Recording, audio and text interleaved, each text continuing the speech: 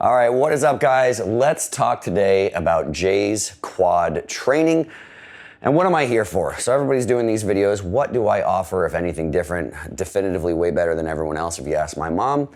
Is first and foremost, I consider myself a little bit of a biomechanics expert, if that's the right thing. I'm not gonna say that. I feel like a douche saying that. I know a lot about biomechanics. I've worked hard to learn a lot about biomechanics from smart people.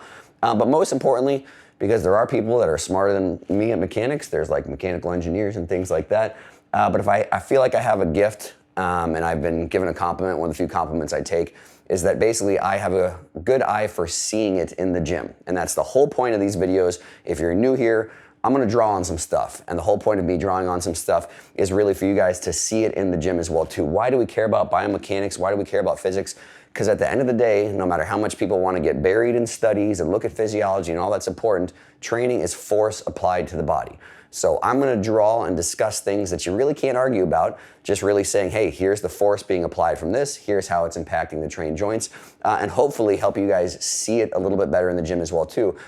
And the big thing that helps with is it helps you detach from emotional things, helps you better understand maybe why you're choosing exercises and making gym decisions, because ultimately, the other thing that I'm going to be, trying to provide here that you're not going to find most anywhere in the world, but in my small world of training, is balance. I think in general we have a very divided, and because it's divided, wrong industry as far as how we go about trying to educate people that are trying to figure out how to train. Where we have the other irony of it as well too is many of the educators, that's their position, I don't know what that means, but many of the educators aren't actually educated, have no real formal education other than copying other educators that maybe actually are educated. There's a bunch out there, so I'm not saying everybody.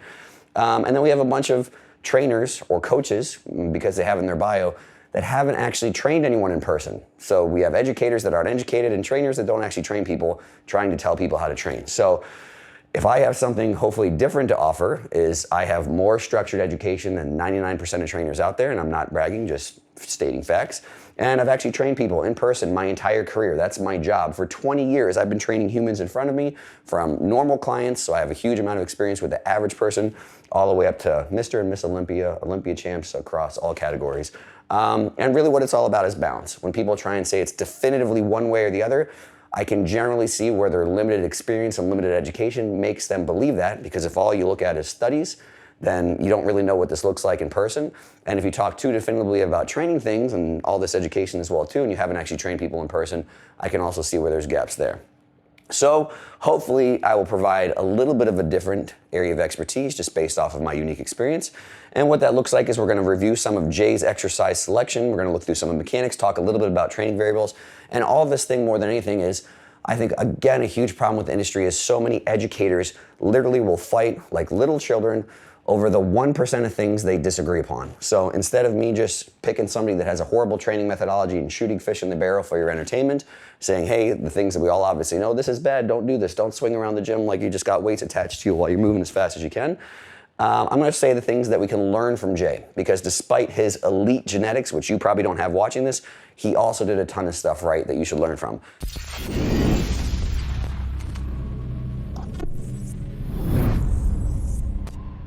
So I'm gonna start right here. This is my favorite. These are a couple of Jay Cutler quotes here. Because Jay Cutler, I think about as a bodybuilder, is just like a bodybuilder's bodybuilder.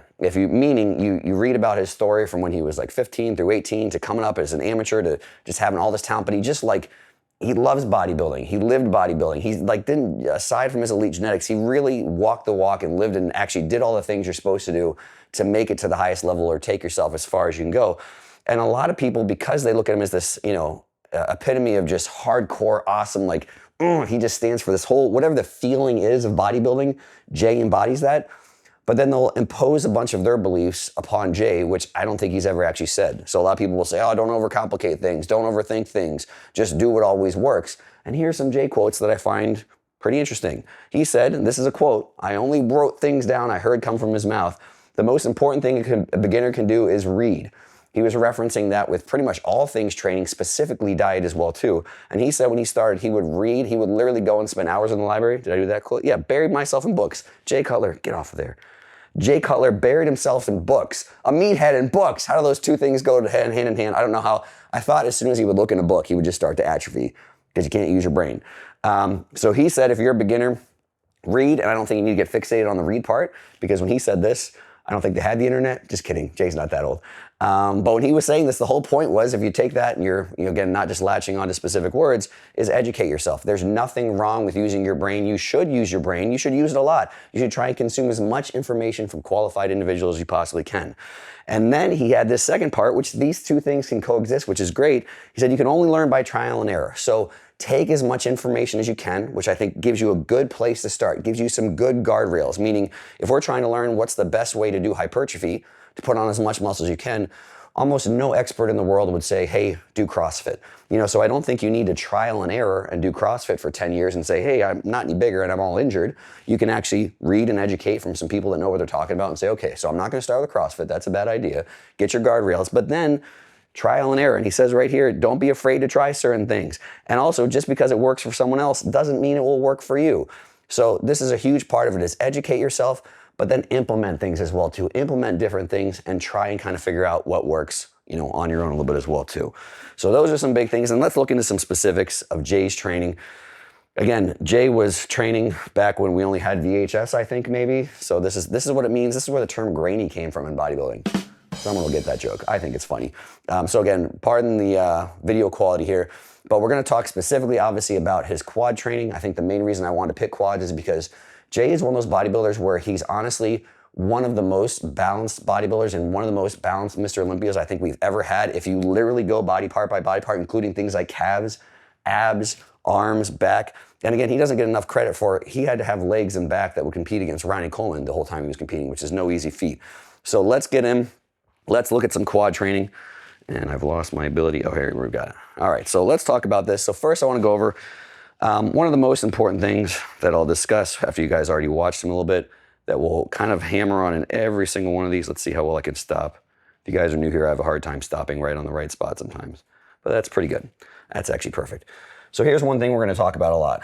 That position right there. That is what we're going to call full knee flexion. If we're going to look through quad stuff, I think that is a massively important position to go there properly, and to load there properly. And again, we don't have to overcomplicate things. We don't have to get too fixated on what does it. Pretty much every exercise variation I'm going to show here is going to show something that overloads that full knee flex position, but also more than just overloads the full knee flex position, overloads the full knee flex right through the mid-range as well too. And I'll talk about in the next slide a couple of reasons why we don't need to get too fixated on this whole idea of fully lengthening things, because it might be that mid-range that's just as important, if not more important, for some muscle groups. So again, looking at the Smith. So one you'll find out a lot about Jay is he used the Smith machine a lot. He used a lot of machines a lot. He still did some free weight stuff as well too, and that should kind of help lend this idea that there's not one definitively better than the other. And this is a little bit of kind of that find what works best for you. The things that I'm going to highlight here, using the Smith machine as an example, is that it actually has more versatility than free weight squats do. Now again, someone's going to be punching their computer right now. They're going to start tapping in there about fixed bar path and how that can jam yourself in position, blah, blah, blah. I understand that obviously if I have a free weight bar, I can twist, I can dance, I can do whatever I want. But what you can't change when you have a free weight bar, and what I mean by that is that line of force is only ever going to be straight up and down. And that's going to create only so many options when you do a free weight squat. And so when you have that, when you have to have a free weight squat, the number one thing that's your constraint is basically if the bar has a lot of weight on it, it's going to make up the majority of your center of mass. It has to stay basically over midfoot. And so as a result of that, you can't manipulate and shift as many things as you possibly can on a free weight squat, or excuse me, a Smith machine squat. So the example I'm going to give, let's go from the side, which is what I wanted on this one. And this is a pretty decent angle. I'm sorry I couldn't get his feet in here a little bit better. I blame Jay. He was very inconsiderate filming this set, not thinking about me 10 years from now doing this video. Let's see if I can get a better one. No, I can't. But we'll go to this side. Yeah, we'll go here again. It's a pretty good spot. So what I did want to show, at least to some idea, but this is not the best angle, is when you have a Smith, you can set your feet further forward. And what is setting your feet further forward? That actually changes the line of force of the bar. So if he really had his feet directly below the bar, and again, it's not that drastically off, we might have a line of force. Go away, bar. There we go. Thanks for listening. So this would generally be the bar path is pushing down, and really I should have drawn this line of force the other way because that's the largest line of force, is reactive to the ground, is straight up. And so why does this matter? Well, if he has his feet further forward, which he does slightly here, which is tough to see, we'll go to the bottom again because that's the most interesting part, instead of it being straight up and down through the foot, so it's not really straight up and down through here, it's basically always going to be right from the ground, right to the bar. And so again, let's compare these two. We do that moment arm thing. If you're new here, sorry, but this is what determines what joint gets the most torque, not just load, but where that line of force is relative to the joint. If it was straight up and down here, which it's not because we can see where the bar is, this would be a pretty even split as far as the distribution between quads and hip musculature. But the reality is, because it's a Smith, it's going to be a little bit more of this diagonal line of force. I actually do that pretty good right away the first time. And what does that change? That brings that line of force slightly closer to the hips and slightly further away from the knee. So what does that mean? You're going to have more joint torque at the knee and less joint torque at the hip. And so those are going to be some things that you can do, and you can shift, and I'll show you that in the next one. And the further forward you shift your feet, in general, the more quads you're going to get. So that will continue to shift the line of force this way and this way and this way. It's always going to be from midfoot. So his foot would be up here, and it would go this way, and his knee would be further away from there, and it will be more and more joint torque at the knee and less at the hips. And that's not an option, basically, that you have when you're doing a free weight squat. The other thing that will happen here that you really can't have happen as a result of it, and it's kind of the same two things, is you can have a more open hip. So if you imagine if he had his feet even further forward and was here and here, let's erase some of this stuff. So if he had his feet even further forward, was here, here, and here, and again, what if someone tried to produce this position with a free weight? Your entire center of mass is like a good 12 inches behind your feet. You would just fall over backwards. But you can reproduce this position when you're doing a Smith machine squat. And so not only is that line of force further forward, making it potentially more quads, but you also have a more open hip angle. And if we're looking, what does that mean? It means you're having more joint travel at the knee. So we're getting into that fully lengthened-ish kind of quad thing, and a less lengthened hip. And all other things being the same, that will generally translate to more quad stimulus and less hip stimulus. Moving on. Let's see what we got next. Oh, and I meant to show this. This is very important too. The other thing awesome about Jay that you should all emulate is, so he just got done with a brutal set. He's front squatting 4 plates at a time. And look at that. He's taking all of his plates off. In all of his videos that I saw, he takes all of his plates off once he's done. And he's bigger than you. He's got more plates than you. So if you train in a gym and you don't take all your plates off, you're a douchebag. Take all your plates off, just like Jay. Other thing. That's the other thing, going a little side rant. I'll kind of touch on this in every single other one. If you ask, I personally don't know Jay. I don't want CapCut, I don't want that in there. I personally don't know Jay, but if you talk to anyone in the industry, you'll also never hear a negative word said about him. So again, that's the other reason I think so many people associate bodybuilding and Jay Cutler with a positive association, is because he's awesome. He just really, again, stands for everything that's awesome within the industry. So if you're watching this, Jay, good job being awesome. And you can see that. That's like the shopping cart test, right? You guys have heard that. You can tell if like someone's a good person if they actually put their shopping cart away when they're at the grocery store. That's like the weight room version of it, is if you put your weights away when you're done, you're a good person or you're a douchebag. So moving on, the thing I wanted to show here is two things I wanted to show. One is this idea, the industry is obsessed with training the fully lengthened position. And while, again, I've discussed this 8 million times, if we look at a muscle's full contractile length, I think biasing towards that length and mid-range is a good idea. But this idea that you have to fully lengthen a muscle, especially if we're talking from a real anatomical amount, like how much is a muscle capable of fully lengthening? Most muscles in the body, you can't even fully lengthen. You can basically, they'll be limited by, there's a couple of reasons, but I'll just put it in the umbrella term of structure. And I'll give you guys a little test that shows this. So right now, and I'm going to come to your house and watch you in a non-creepy way, but from an educational standpoint way, go and flex your quad, stretch your quad. Do you guys know how to stretch your quads? Everybody do it. Do you have to stand up? Do you have to sit down? I'll wait. I'm not going until you stretch your quads. Okay, stretch your quads. How many of you guys at home did this thing? You grabbed your back foot here and you went and stretched your quad. You all did it, right? No one sitting at home went like this. I've fully stretched my quad. When you do this, why don't you feel a quad stretch? And why do you have to do this to feel a quad stretch? It's because the only quad that you can really fully lengthen is your rec fem. And most muscles in the body have to cross over 2 joints for you to actually fully lengthen them, meaning to get to their full actual anatomical length of the muscle itself and those sarcomeres kind of spreading and all that kind of stuff to the point where they're as long as they can get. So when anyone is basically doing a squat pattern, your quad isn't fully lengthened anyway. The second reason that I always say fully lengthened isn't a necessity, let's see if I can switch back over here, is depending on how big you are, you'll lose range of motion over the course of your career. So if it really was you have to train this fully length position, or you're leaving all the gains on your table, then everybody like Jay with big calves and big hamstrings would just not be able to get big quads anymore. Now I know that's a teeny bit of a reductive argument, but it's also just based on realistic observation.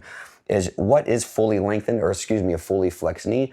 It's different from person to person. So whenever Jay started, I guarantee he could get more knee flexion because his calves and hamstrings were smaller. And as his hamstrings and his calves get bigger and smush into people, he actually gets a smaller range of motion here. So again, that's just a reason where some people say fully lengthened. Fully lengthened is not even well defined in the industry. And again, realistically, for a lot of muscles, you can't even fully lengthen or fully stretch something unless it crosses over two joints. So again, another example, stretch your triceps. Go on, do it. How many of you went like this? Why do you have to do that to feel a stretch? Well, when you're feeling a stretch in your tricep doing this, the only one you're feeling a stretch in is actually your long head. The other head you can't feel a stretch in. Again, it's kind of limited for structural reasons. So you guys can go argue about that. Leave me some comments in the comments section. So the other thing about this, again, is all that really matters with most squat patterns. Sorry, my voice is cracking. I'm either going through puberty or it's from yelling a lot at Little League games. Either one, really cool reasons.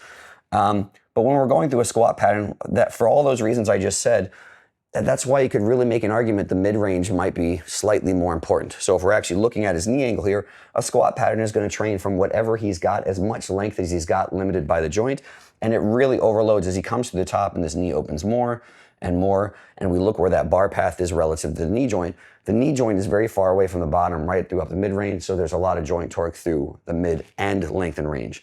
The other thing I want to discuss here is this is a perfect example of what a Smith machine brings to the table again, is the option of come on thing. Let's see if I can, there we go. The option of squatting with basically the same mechanics as you could with a free weight squat. So that's the great thing. If you want to keep that bar path over midfoot, you have the option.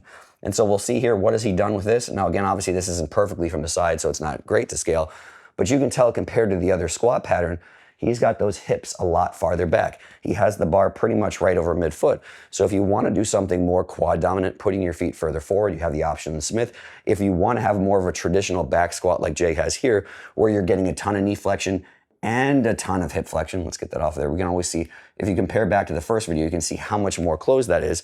The Smith machine provides all of those options. So that's why I say it's slightly more versatile. I understand that if you want to dance and twist while you're squatting, then you're right, a free weight squat's better. But if you just want to manipulate things as far as your joints are concerned for getting huge, the free weight has more options. And then obviously one of the big advantages, which I'm sure is one of the main reasons Jay did a lot of this, is he knows that, again, like I said in the beginning, force is force. So training is force applied to the body. Your body doesn't really know if it's coming from a bar that's attached to things or not attached to things.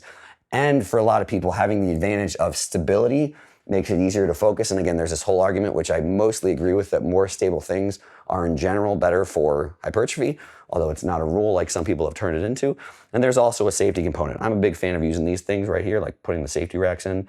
So if something bad happens, you also don't die. And again, I know that they have the safety catches and stuff with free weights as well too, but also a big advantage that you're gonna have with that. And then we're going on to hacks. So again, the thing I wanted to show with hacks, if we're gonna show something here, is this tends to be the most quad dominant. So again, Jay was, again, very inconsiderate and didn't get a good side view on this for me when he was filming his workout. I don't know what his deal is. But what happens with quads, what happens with hack squats is your feet are so far ahead that the line of force generally looks something like this.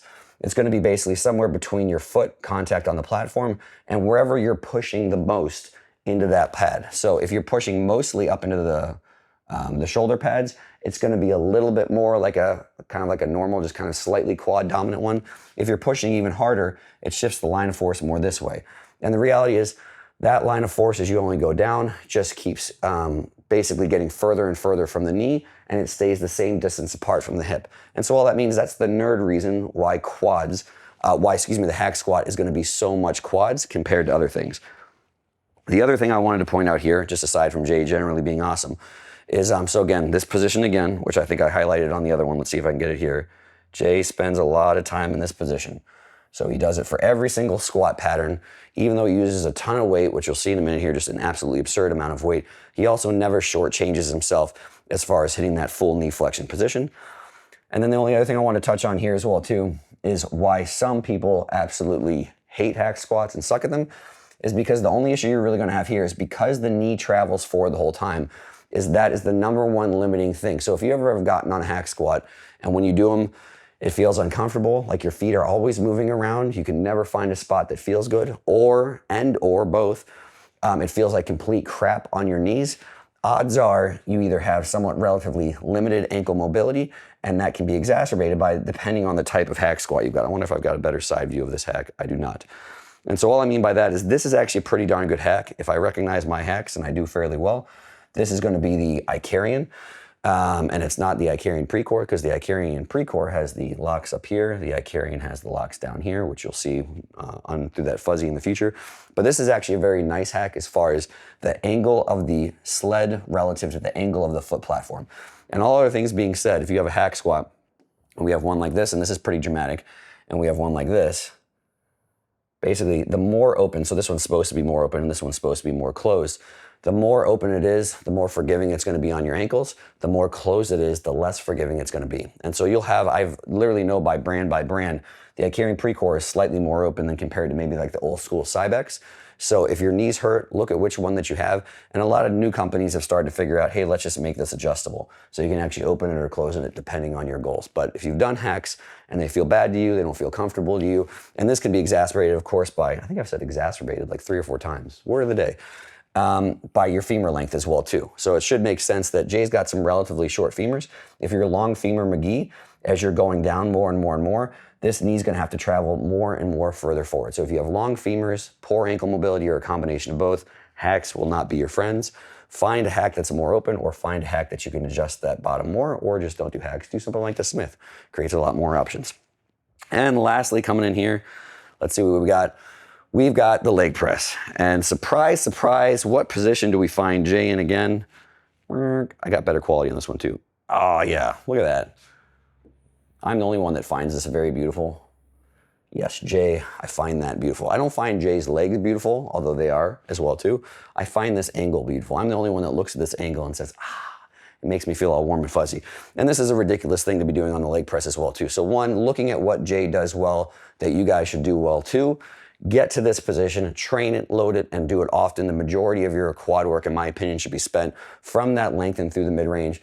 At no point in time am I saying you shouldn't do leg extensions. If you want big quads, you should include them as well too, but prioritize this position. And then obviously the benefit of, or 2 things to consider with the leg press is one, the huge benefit is of all the other things, which should just make sense because you actually have your back and your pelvis, the top of your pelvis in a pad. Compared to squat patterns, it's the least amount of spine and pelvis stability required. So if you have back issues or you have pelvis stability issues, it can be a great option to still do this. You just have to put your feet very, very low on the platform. In my opinion, don't be worried about letting your heels even come up sometimes as a variation. If your ankle mobility can be a limiting thing, it can be better depending on the leg press. And yes, you can use heel elevations as well too, can help alleviate that. But the other thing to consider here as well too is leg press also is going to be one that's almost impossible to make less hips. So let me see if I got a good angle on this. Where do I want? We'll have to go somewhere around here. I guess that's as good as we're gonna get.